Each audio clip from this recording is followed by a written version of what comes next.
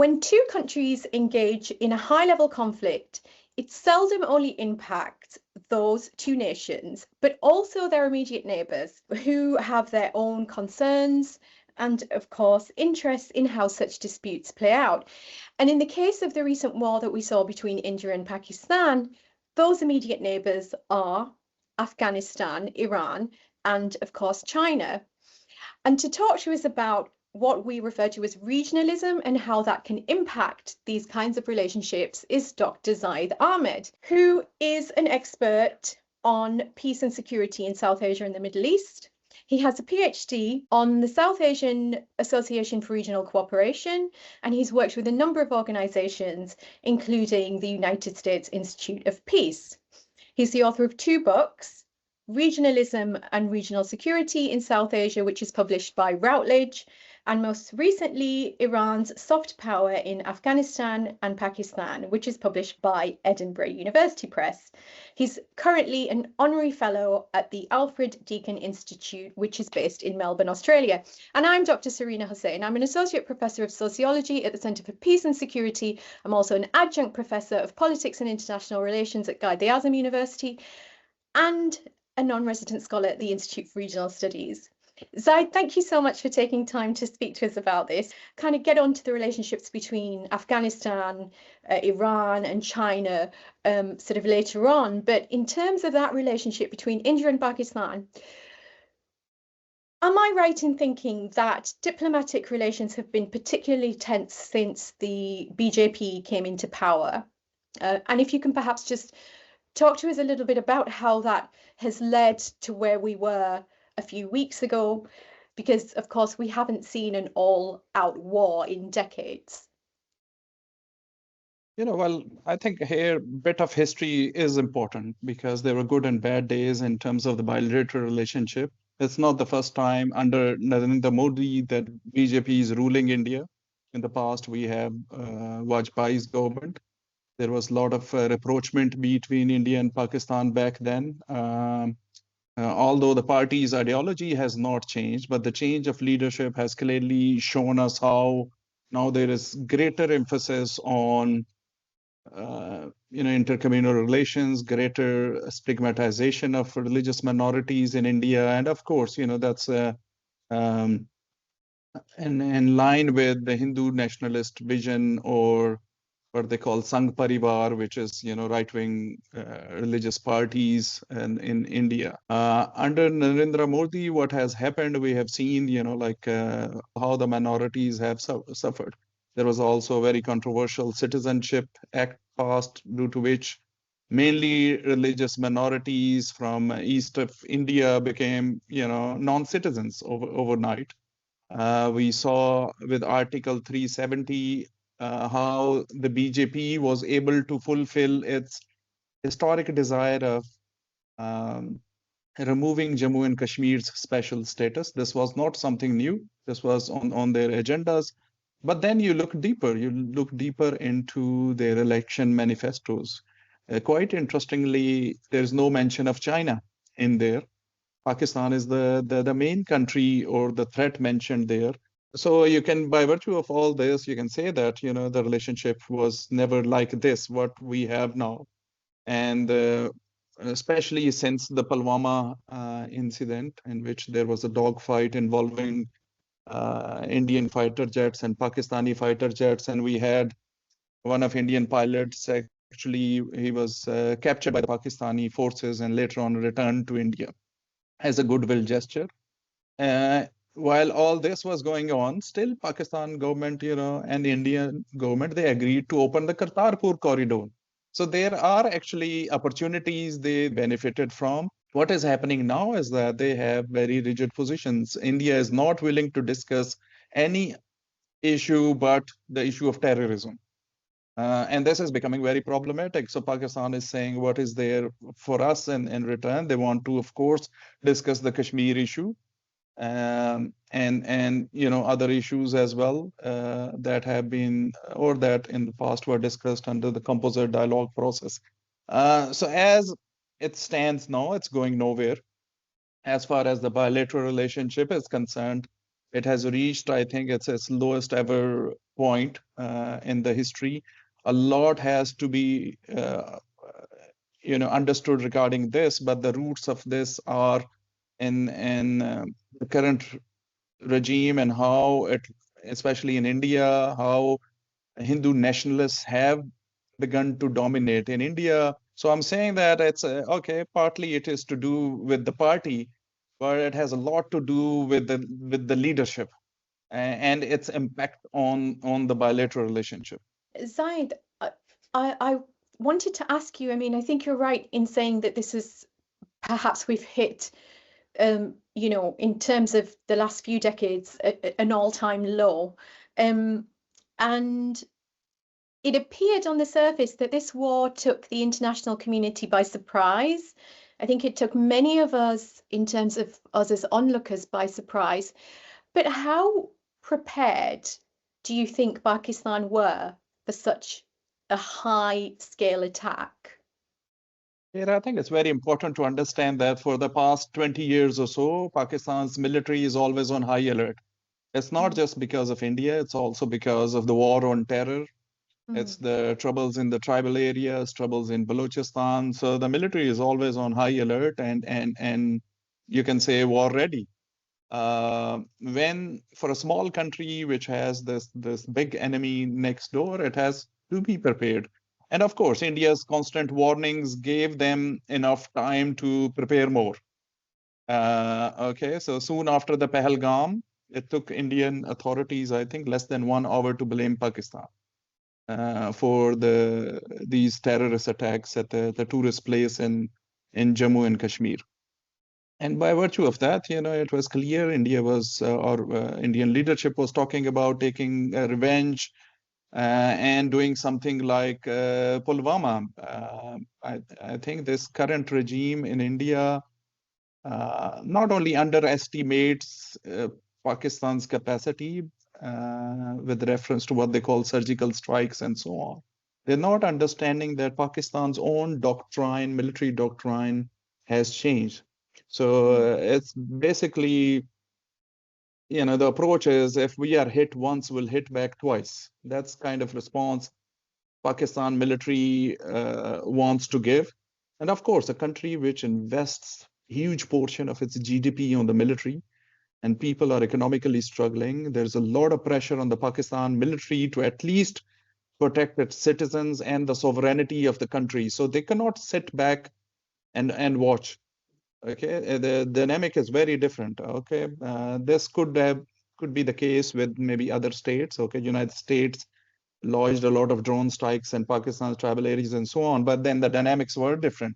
Pakistan's relationship with the US is very different, and with India is very different. With India, they cannot ignore or especially these surgical strikes, and in the past also this was the case. I think a surprise element for India was, I think, the effectiveness of whatever technology Pakistan was using. When in the past, okay, Indian planes were shot, Narendra Modi or Indian officials, they went on TVs, they said because we didn't have, advanced fighter jets and Pakistan used F-16s. Now they had Rafales, and since the outcome was not changed, so now Indian authorities themselves are also accepting. I think one of their army officials accepted that, okay, their planes went down. Okay, so the number is irrelevant in this case. Okay, it's about, I think since then you see the shares of Chinese companies that produce Chinese fighter jets, their shares have gone up. Rafale's shares have come down. All of this, shows that, okay, even Chinese technology is good enough. There is, of course, there can be human element that Pakistani pilots are maybe better trained. They have more practice because they have been, as I mentioned, under the war on terror. They are not just sitting and preparing. They have practiced it in different sort of scenarios, and it's war-ready kind of military in this regard. But also, I think when it comes to the international community, or let's say in this case, the US first simply ignored it. And they knew something was going to happen. They knew that India was going to do something. They thought it would be something quick, in which India would maybe settle the score, which is maybe important for their own domestic politics, and Pakistan will maybe just absorb the punch. But in this case, I think even they were surprised that how Pakistan was able to respond in this way, because no one knew I think that the actual capability of now the modern warfare, in which it's not only the fighter jets, it's electronic warfare and so on, in which Pakistan has benefited a lot from its cooperation with China. There were some reports, I don't know if you want to say something about this or if you're aware of this, that it gave China an opportunity to test actually some of its planes, and when you mention that the share prices have gone up, I mean, that seems to have been very successful in that respect as well. Given where we're at now, and as you said, the response perhaps wasn't what was perceived to be the case by India when they initiated this conflict. Where do you think we're at now? Is there a likelihood of similar strikes happening anytime soon? Do you think the international community has had a strong enough response to potentially prevent that? And also, I wanted to ask you about where we're at, of course, with the water wars, the similar agreement, because that's still sort of hanging there, isn't it, in terms of a potential threat? I think a lot depends on how the water agreement will be looked at. It's suspended for the time being. Okay, so Pakistani authorities are not much worried for the time being because the monsoon season has arrived. And with monsoon, those rivers will be flooded anyways. The dams in India will reach their capacity. They'll have to open the gates. Okay, so there is a kind of a realistic assessment of the situation. If India, beyond that, when there is dry season, is still going to continue to block the water, then it's a matter of survival for Pakistan, and they have already repeatedly said this, that they would not tolerate it. So it depends on actually very much this issue. But when it comes to the international community, I think international community is so much distracted. For the time being, we see what's happening in Ukraine. We see what's happening in the Indo-Pacific, the issue of the Taiwan, South China Sea. Now we see with Iran's nuclear program, and already the US authorities have asked their military personnel's families in Bahrain and in the Gulf region to leave. And so they are preparing for perhaps the likelihood of maybe something serious happening here.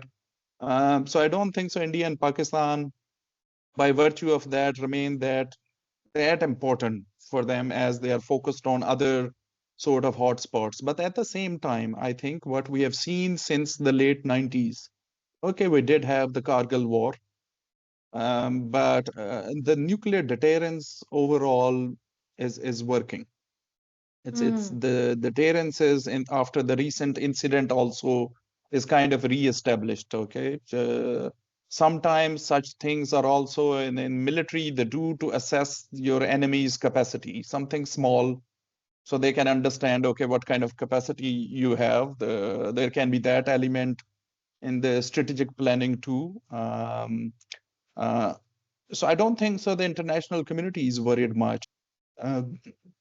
Going forward, while India, for example, is trying to balance, it's a member of Quad. At the same time, it has very good relations with Russia. The US wants to use India to counter China's influence in the Indo-Pacific and so on. But they are smartly making their decisions, which is their historical position. Where they have been members of the non-aligned movement and so on. They claim that they maintain that element of strategic autonomy. They do have that because they have a better economic capacity. They're a big country. They can actually afford to have an independent foreign policy, which they have proven that they do have. In the midst of all that, I think a worry for them is that they cannot rely too much on their Western partners. If they engage in any war with Pakistan or China, they do have some serious concerns that who's going to come to support them. And they saw after the Pahalgam incident that who has supported them, and India's image because of the regime they have in the West also has deteriorated. There have been incidents in countries like Australia and the UK involving right-wing Hindu nationalists. There have been also, killings of Sikh leaders in Canada and in the US. In fact, with Canada also, they have very poor diplomatic relationship at the moment. So the situation is not very conducive for India also to rely too much on the support, even the moral support from the West in this regard.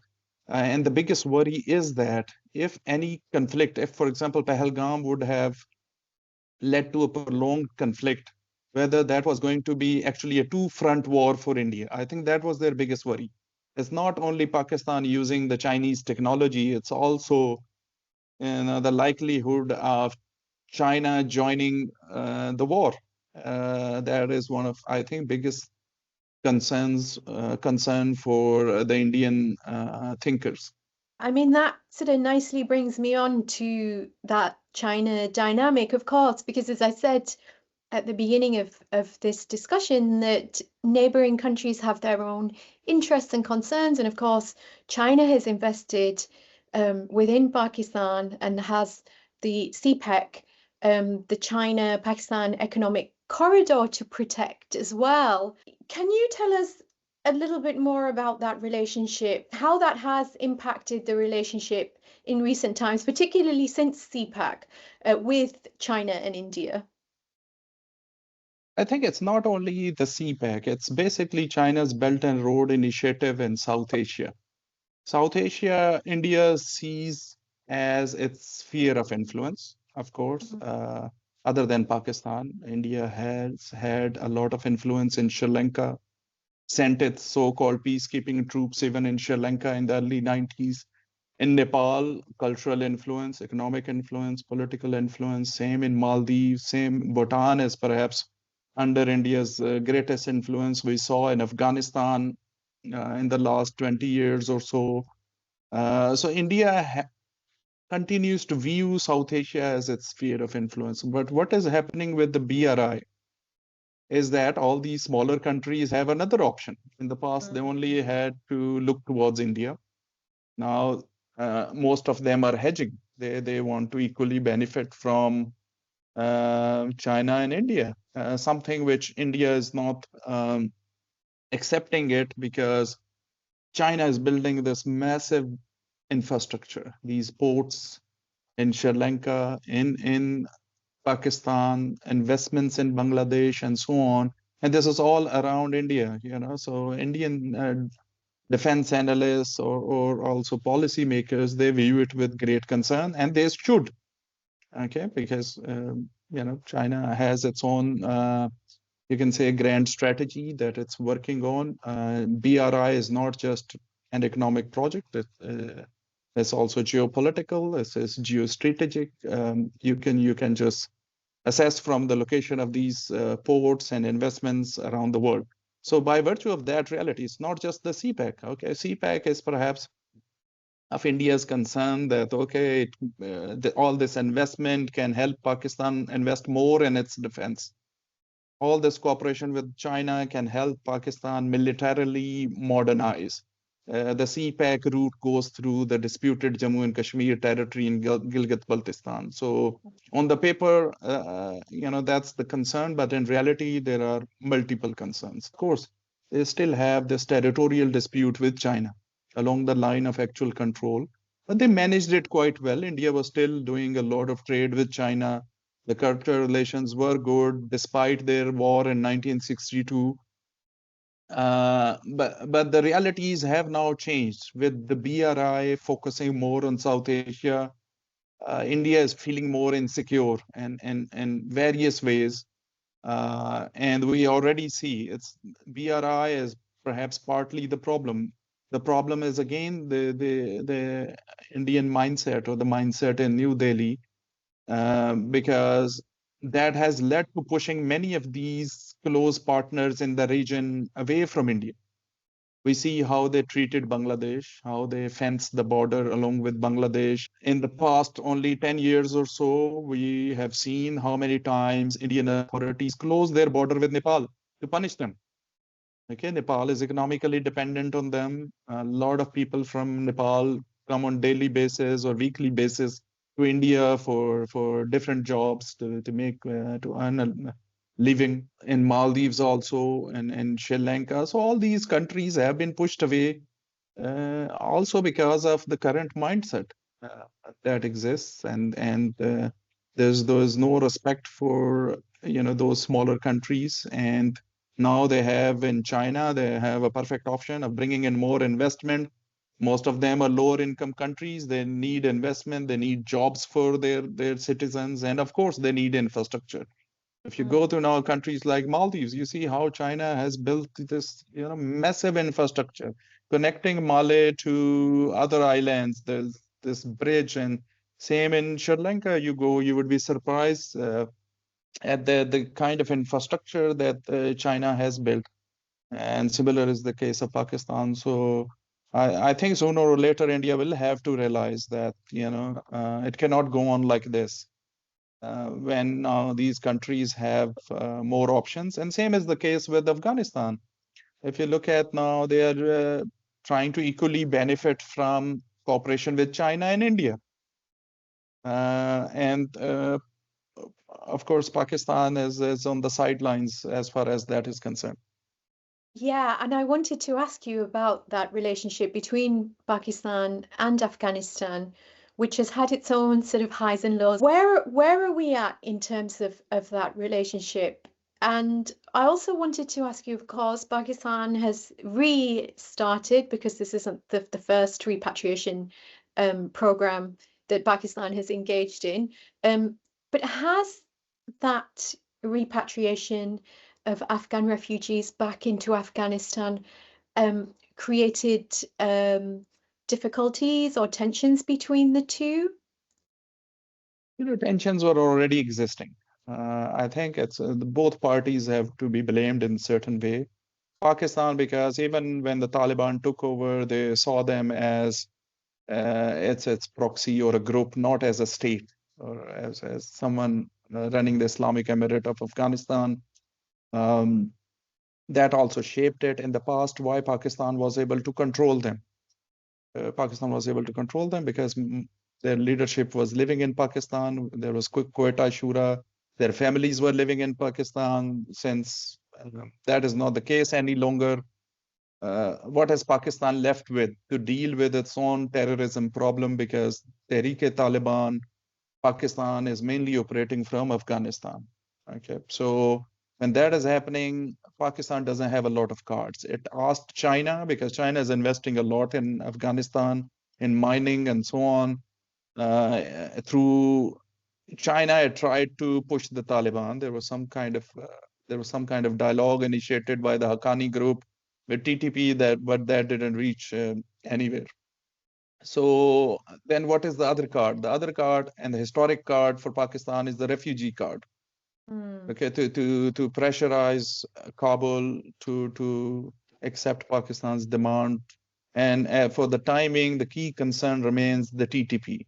So Pakistan's TTP problem has only grown with the Taliban's return, because when the Taliban were returning to power, and they released so many prisoners from prisons across Afghanistan. Many of these, terrorists were also released, and TTP fighters actually collaborated with the Taliban while they were recapturing the country a few years back in 2021. So this is the reality. They have this level of cooperation with them. They established those relations with TTP when they were in exile. They were living in tribal areas of Pakistan. and they belong to the same culture. They have, kinship relations as well. So this is the reality. So Pakistan is not left with a lot of cards. The refugee cards is one of them, but the relationship was already not in a good shape. But then there's a larger picture. Pashtuns, or Taliban represent mainly the Pashtun ethnicity in Afghanistan. The reality is that Pashtuns or non-Pashtuns, there's anti-Pakistan sentiment in Afghanistan, which is prevalent for the past many decades. Taliban belong to the same society. As soon as they took over, we saw incidents of the Taliban fighters taking off Pakistan's flag from the aid going from Pakistan into Afghanistan.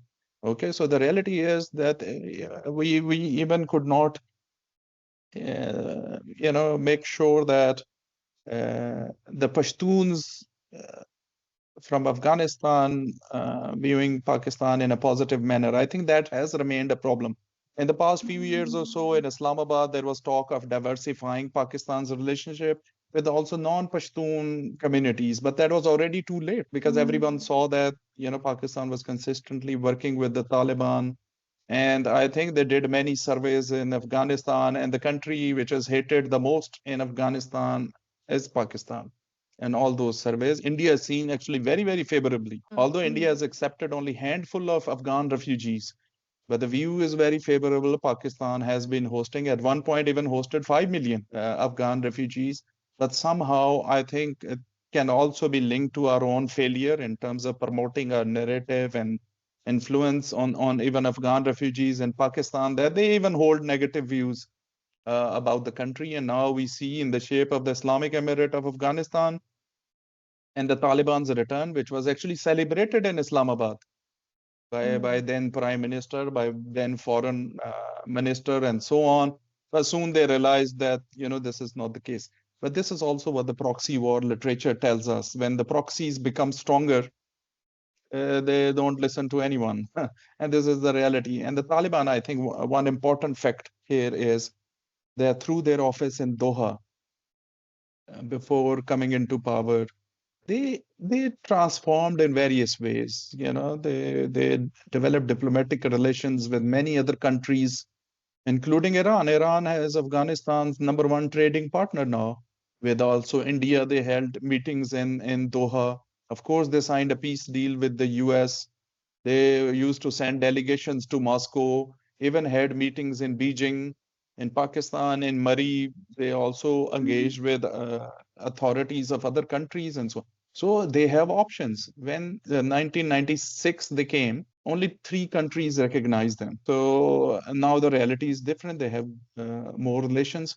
What they were expecting from Pakistan was, and something Pakistan could not achieve because Pakistan doesn't have international influence of that kind, which can help the current Taliban regime to achieve international recognition.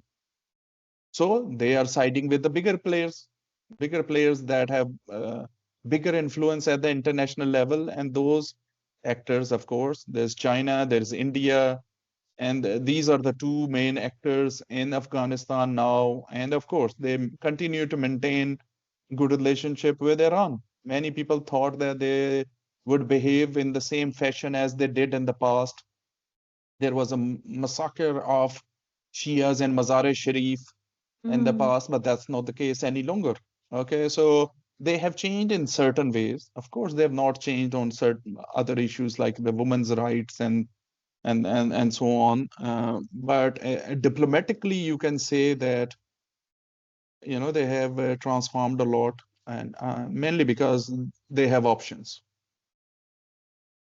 Zahid, as you were talking, of course, there's also a very significant Pashtun population within Pakistan itself, and historically those lines have been quite blurred, particularly in FATA, for example, which has now been integrated into the Khyber Pakhtunkhwa. Has that helped cement in any way that kind of course, cement perhaps the actual literal boundary, but I wonder about in terms of ethnic identities, of those ethnic Pashtuns that are living in Pakistan, who of course may even still have relatives, on the other side of the border. And if we think about the tensions and the fact that, as you said, surveys are demonstrating that they look disfavorably upon Pakistan, does that have any kind of impact on the Pashtun population within Pakistan and how it views the country? It has been this, similar situation in the tribal areas, but for other reasons. The war on terror has done the biggest damage in Pakistan's tribal areas.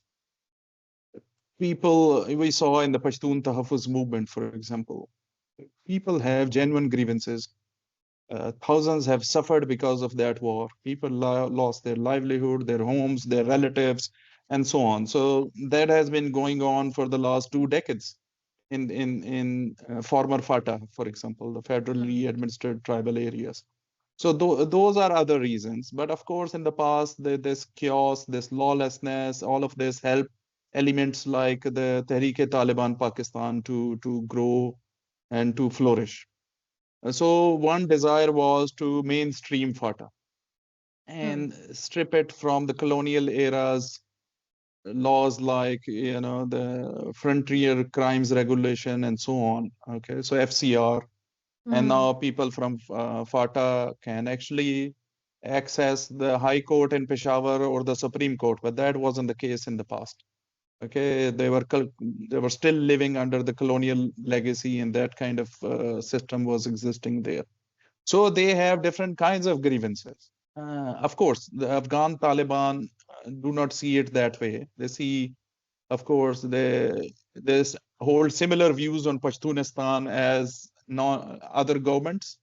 In Afghanistan, they still see Durand Line as the disputed issue. And we saw that they, in a way, because of their influence on the TTP or their relationship with the TTP, one of the key items when the TTP was negotiating with Pakistan, the peace deal, they wanted, FATA's previous status to be maintained. They wanted the non-merger of FATA with Khyber Pakhtunkhwa. That was one of their key agenda items to begin with.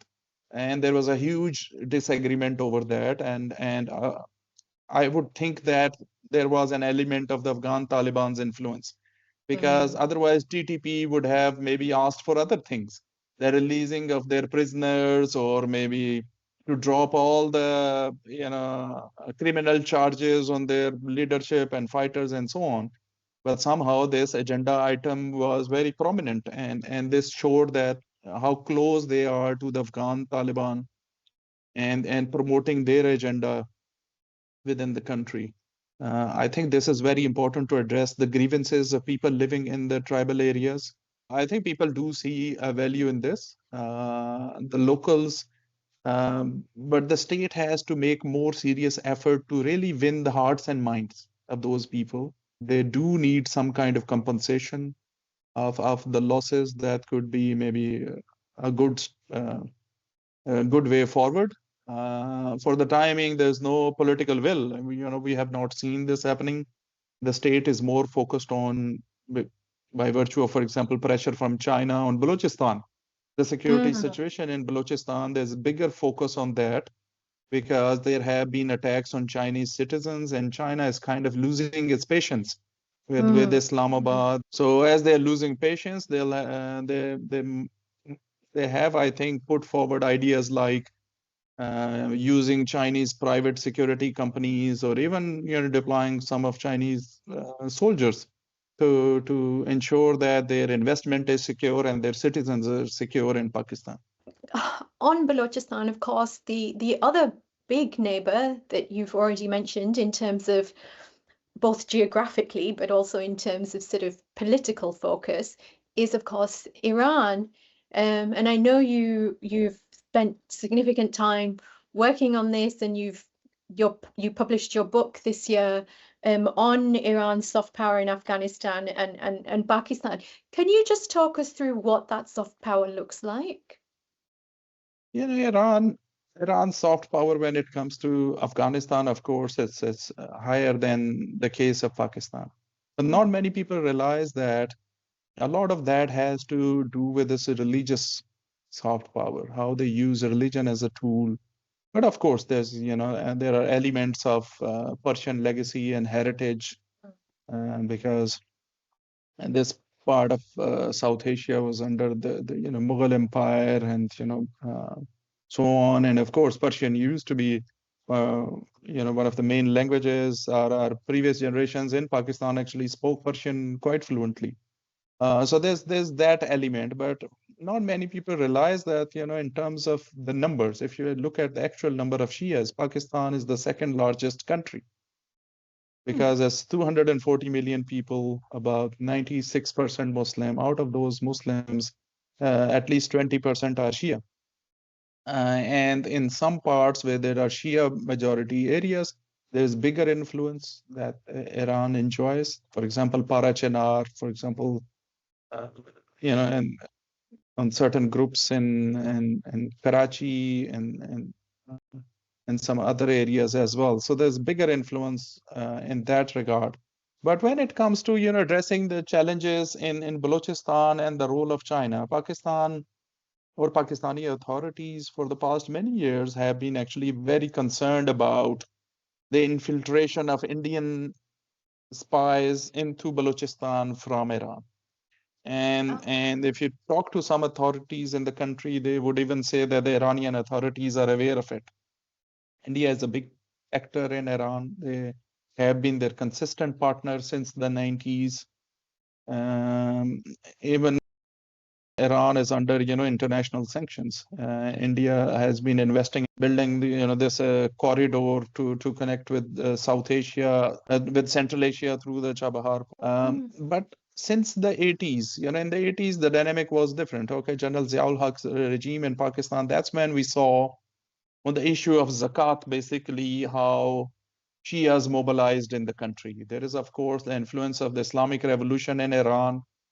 But since then, Pakistan has had these concerns linked to the Iranian influence, but they never had the right political will. Even Ziaul Haq went on record and he said, we cannot afford another front. And that's, I think, part of Pakistan's calculation for a very, very long time. Despite having some serious concerns, they come down to this point that we cannot open another front in this regard. They do want to have very good relations with Iran. And of course, there is domestic factor. Pakistan has a very large Shia population.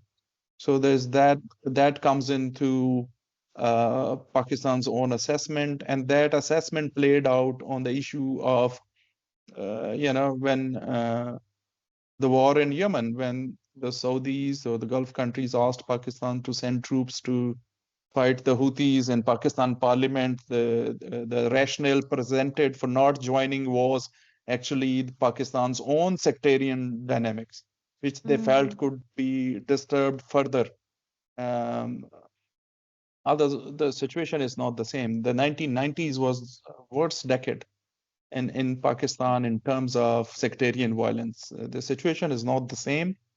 But of course, that is something kind of, you can say, cold conflict, which can become hot anytime, which the state is not willing to take any risk. So they would like to maintain some kind of cooperative relationship with Iran despite all the challenges. Iran, for example, has built its pipeline to the border of Pakistan, and Pakistan hasn't built from its side. So that is another point of contention, you can say, as far as the bilateral relationship is concerned.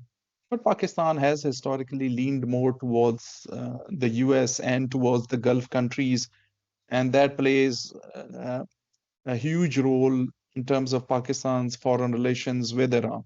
It appears that India, though, are also leaning towards the Gulf countries. Has that also caused some kind of tension between those relationships in terms of Pakistan and the Gulf states? I think at the beginning, it was, you can say a slight expression of being very emotional. Pakistan and in Islamabad, they felt disappointed when, for example, India's foreign minister was invited to an OIC meeting in the UAE and so on. But I think soon Pakistani authorities have realized that they have no influence over these countries. These countries are trying to diversify their economies. They're trying to invest where the returns are higher. India is one of the largest economies. It has more potential in terms of investment. The largest actually expat population in the Gulf region, or at least in the UAE, comes from India. So these are the realities. They have a better relationship with them. You can call it pragmatism, you can call it realpolitik or whatever, but I think Pakistan, as was the case in the early 50s, has realized that the religion card doesn't work on all occasions with all countries. It can work in some ways, okay, that the identity element in foreign affairs, but in the end, it's realpolitik. These countries are serving their national interests, and Pakistan has learned that. So I don't think so. It has affected Pakistan's relationship with the Arabian Gulf, but because India has more potential for economic cooperation. Pakistan, I think, has understood that what they are trying to do now is they are no longer they have accepted the reality that there is no free lunch, and they are offering viable investment opportunities to the Gulf countries.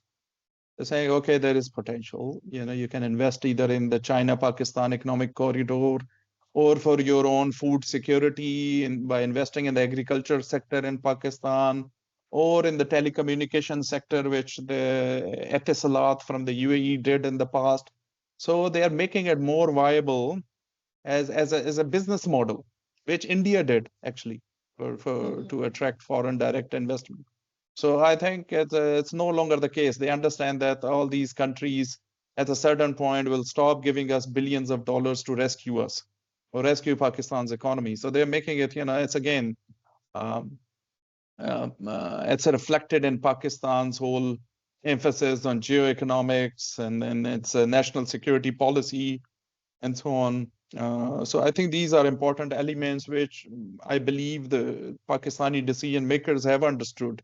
So whenever now they are visiting Gulf countries, it's never the case of, okay, you give us billions of dollars because we have to repay our loan to the IMF or to some other country.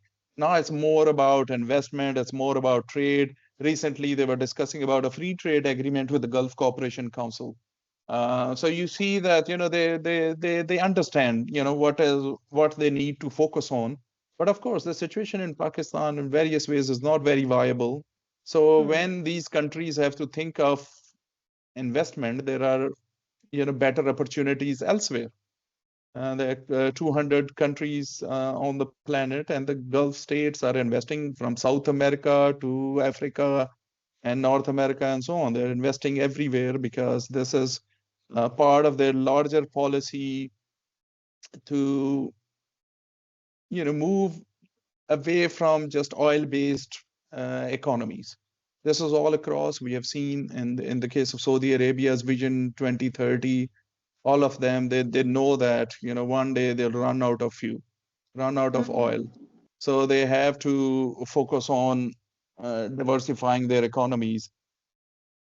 Zahid, I guess that's sort of a good place to conclude. And as you were speaking, it sounds very much that, of course, you did your PhD on SARC, that the focus is now perhaps less on developing South Asian regional cooperation and actually looking elsewhere to develop those diplomatic and economic links. Do you think that's fair?